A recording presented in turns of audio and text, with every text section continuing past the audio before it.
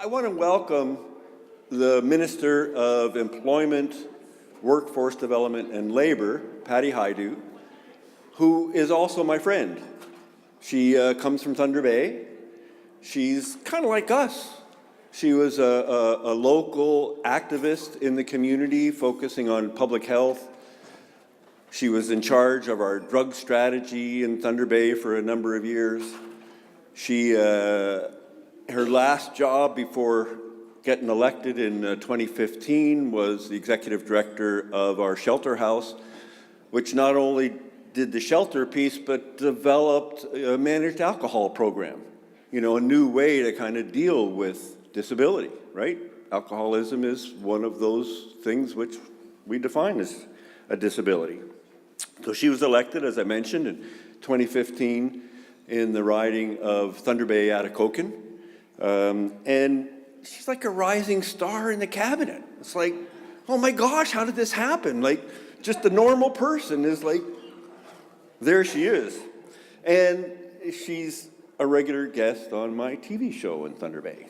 So you can watch that online on YouTube, do the search, and it's not the normal kind of show. We kind of explore, actually, it's almost a little history of her both as an ED at Shelter House and then as she's progressed through her political career.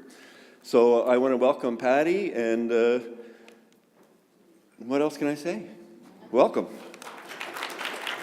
Well, thank you, Steve. Steve said he was going to say nice things about me, and he lived up to his word this year, so that was nice. Thank you. And he's right, I am one of us, and that's why, one of you, one of us, that's why we have such a great democracy in Canada, because you don't have to be a millionaire to get elected, so that's kind of a nice thing we should hold on to here in Canada. It's a matter of, yeah, right? Isn't that great? You know, when I ran, Steve's right, I had talked about disability in the context of mental health and addictions for a very, very long time, and in fact believed that everybody deserved a safe place to live and the sense of inclusion, regardless of their particular condition in the case of the folks that I worked with. And that was a hard sell.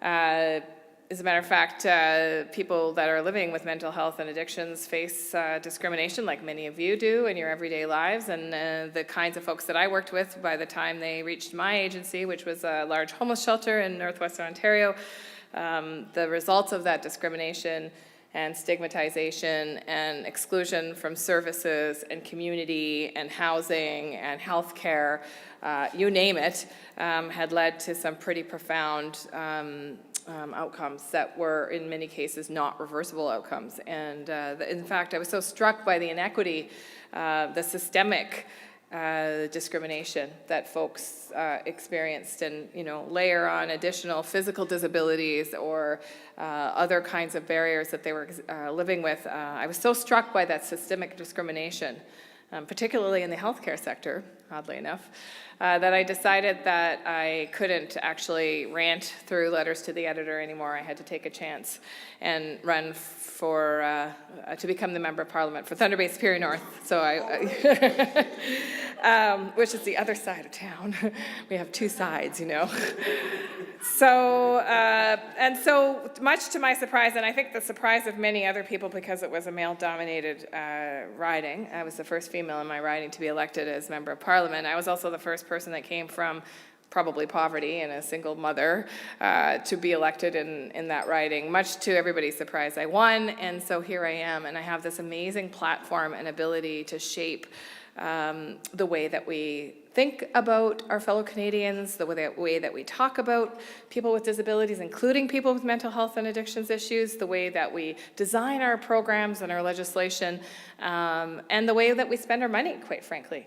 And as the Minister of Employment, Skills Development and Labour, the Minister of Employment portfolio actually has the most money In fact, we spend billions of dollars across this country, whether it's through agreements with provinces and territories for funding for skills training, whether it's in partnership with organizations that deliver skills training to vulnerable youth, whether it's through Indigenous skills training in partnership with Indigenous communities, whether it's in partnership with unions through union-based skills training and helping bring in new faces to the trades. We spend a lot of money on skills training. And how we spend that money is shapeable. And that's what's so great about being the Minister of Employment, is that I have an ability now to do this advocacy from within government, which is exactly why I wanted to run. I wanted to see what would happen if you were doing the kind of hard work that many of you have been doing your whole lives on the outside of government. What would that feel like to do it from the inside of government? And I will tell you that it is equally hard in different ways, but it is so fulfilling when we're able to start to move the bar forward and where we're able to start to see those changes within our own departments. And I will tell you that 3 years ago, when we took over Ottawa by storm from the Conservative government of the day, there were a lot of changes that were required. And many of you will recall how difficult it was to have a minister present to conferences, for example, on issues that they either didn't care about or they didn't want to talk about. As a matter of fact, I remember profoundly being at a housing conference in Vancouver and Candice Bergen getting up and talking about homelessness in a way that was profoundly disrespectful for people that were living with significant challenges and living in a state of homelessness. And we wanted to change that. One of the first things that we said to ourselves and we promised during the election was, even when conversations were difficult, we wanted to meet with people. And we wanted to meet with all kinds of people. And we wanted to hear those perspectives that differed from our perspective. And even if we couldn't get there as quickly as people wanted us to get there, or we couldn't do it in the same way, that didn't mean that we stopped talking. And so to me, that's one of the most important parts of my job as minister, is to be here with an open heart and an open mind, to tell you what we're doing and how we think that's going to help, but also to listen to you, to say, hey, how can we do things better? And so when, I know that you heard from Kate Young earlier to talk about the accessibility legislation, and, I'm really excited about the accessibility legislation. It's one piece, but it's a really important step towards acknowledging the rights of people with disabilities to full inclusion, to full participation, and certainly a leadership role that we can show at the federal level. I think it is a first step in cultural change. I will tell you that we're working on trying to change culture and attitudes and systemic racism and barriers for people my entire professional life, and I will tell you that legislation alone, I don't believe changes that. It's certainly a good step, but it's going to take more. And that's where I think the kinds of things that I get to do as Minister of Employment will help. And I want to talk to you about some of those things because I think I want to eventually be able to have a more in-depth conversation. I think the work that you're doing on your strategy is going to allow us to have that in-depth conversation about how we as a government can start to shift how we're trying to make changes in terms of work outcomes for people with disabilities and really accelerate that work and make it even more effective. We have a booming economy. You've heard us talk about that. Of course, there are regions that are doing better than others, but overall, it's a good news story. We have the lowest unemployment rate in Canada in 40 years. What does that mean? It means that employers are searching for talent in different parts of the country. And, obviously, different regions are different, and, not to deny the hardship that some provinces are feeling or some particular communities are feeling, but overall, as a Minister of Employment, what I hear from employers is, we don't have enough people. We don't have enough talent.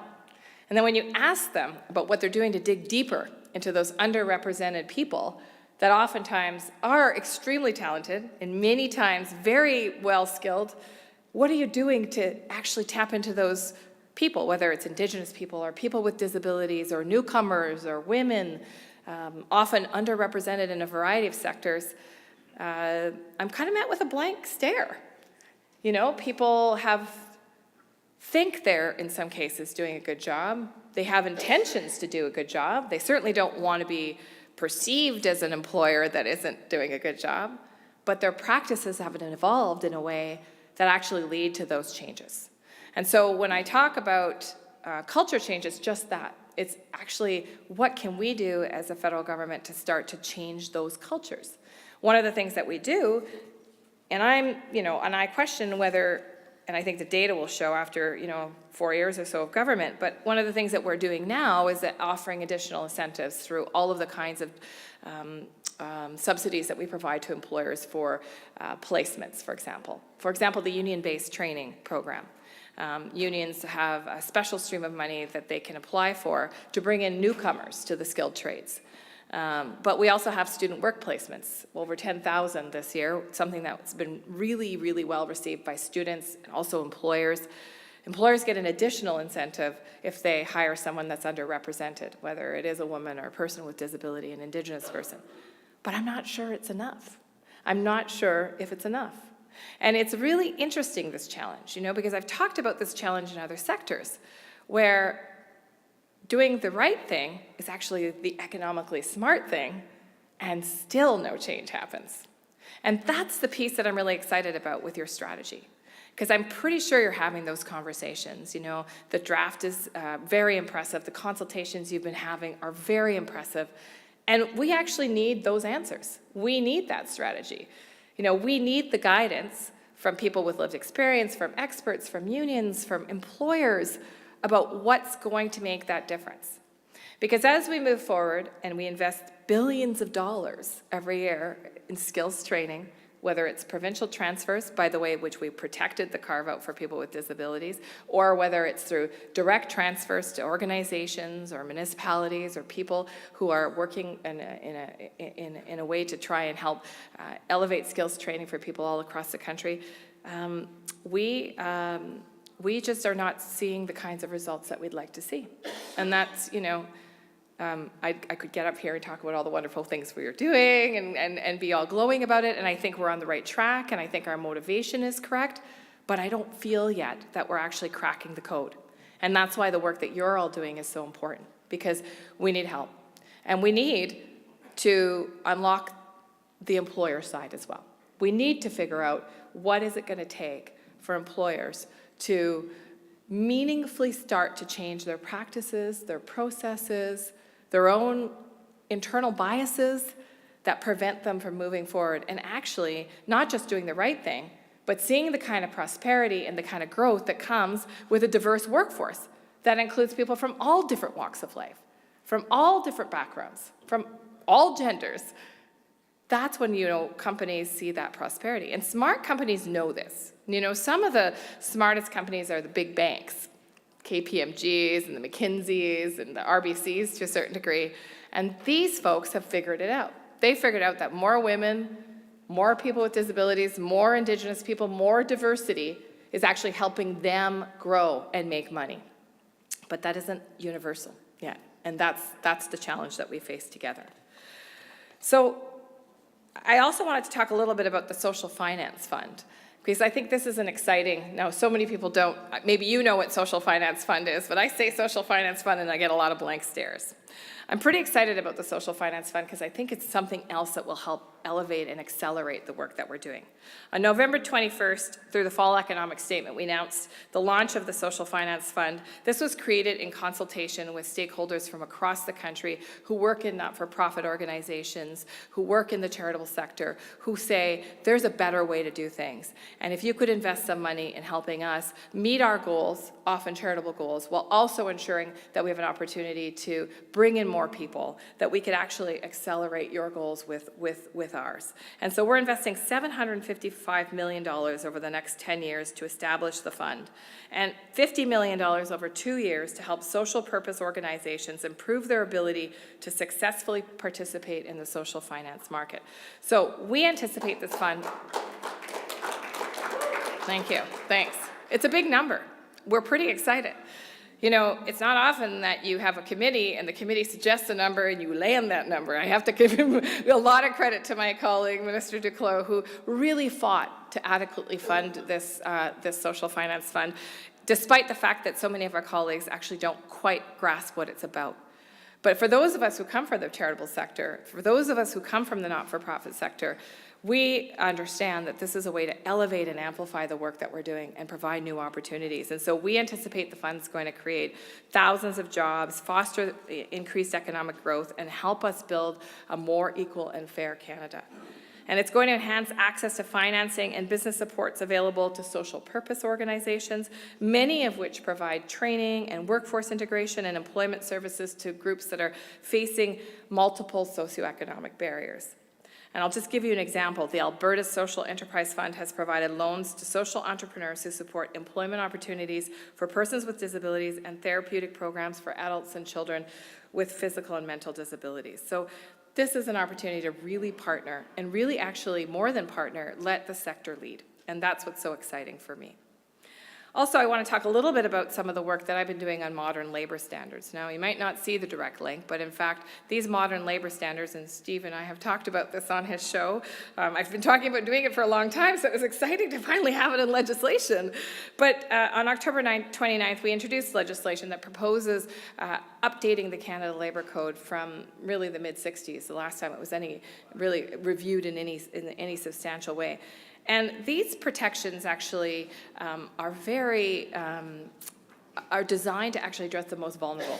Federally regulated employers actually often exceed the Canada Labour Code. They have unions, they are profitable private sector employers, but there are sectors, particularly in the airline sector, for example, other sectors that have extremely vulnerable employees. And so the modern labor standards are going to better protect Canadian workers, help to set the stage for better quality jobs, and really get rid of some of the abominable practices that I've heard about since I've been the Minister of Labour. Things like contract flipping, for example, that penalize oftentimes newcomers, women, people who have disability, who are living with multiple barriers.